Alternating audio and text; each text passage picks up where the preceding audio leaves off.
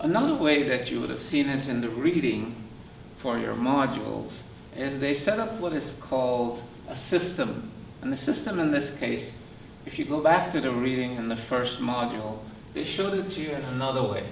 Another way was to write all terms. Write all the terms, and then you're going to describe or discuss or figure out how do they match each other, in what way. So you would do something like this. You would say 2, 16, and 64. Now this one's a bit straightforward because you can see that this can be divided by 2.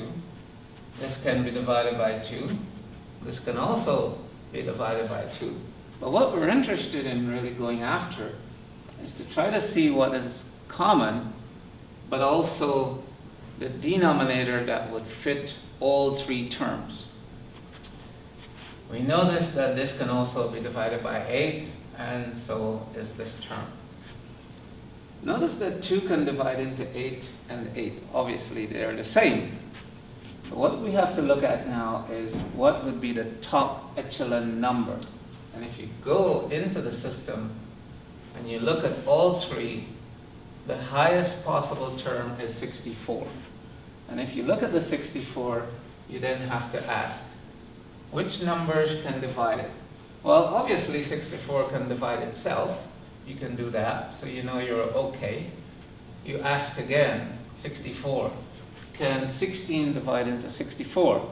Well, if you know your times tables, you can see that's okay also.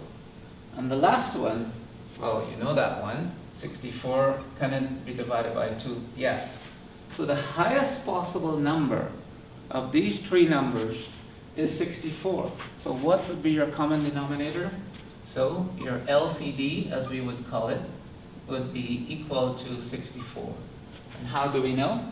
Because 2 will divide into 64, 16 will divide into 64 4 times, and 64 divides into itself 1 time. So you now have your common denominator. So that's another way to look at it. I'm trying to give you all the possible ways that you would have read about it in your notes. And there you go. So keep working at it, and good luck.